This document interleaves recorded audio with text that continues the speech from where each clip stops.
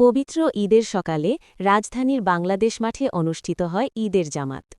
একই কাতারে দাঁড়িয়ে নামাজ আদায় করেন ঢাকা ৭ আসনের মাননীয় সংসদ সদস্য হামিদুর রহমান হামিদ এবং ৩৯ নং ওয়ার্ডের কাউন্সিলর প্রার্থী এমদাদ পাটোয়ারি।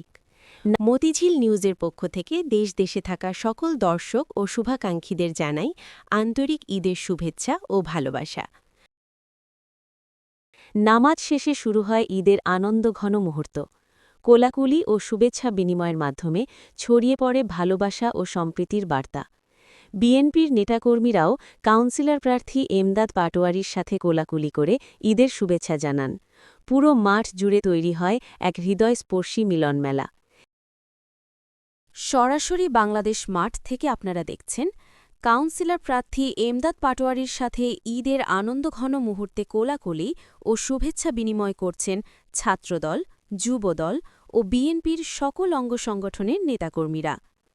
এই সময় উপস্থিত ছিলেন মতিঝিল নিউজ 24-এর প্রকাশক ও সাংবাদিক মোহাম্মদ আখতার হোসেন মিলন, যিনি সবার সাথে শুভেচ্ছা বিনিময় করেন এবং পুরো মুহূর্তটি ভিডিওতে ধারণ করেন।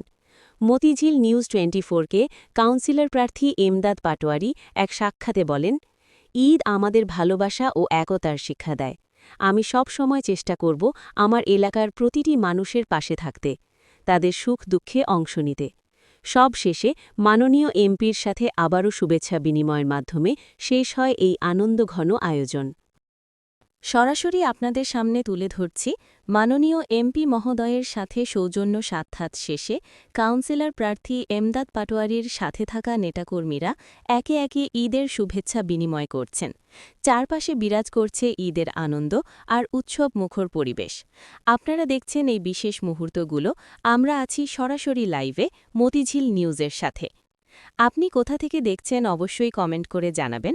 আর যারা এখনও মতিঝিল নিউজকে লাইক, শেয়ার ও ফলো করেননি, এখনই ফলো করে পাশে থাকুন।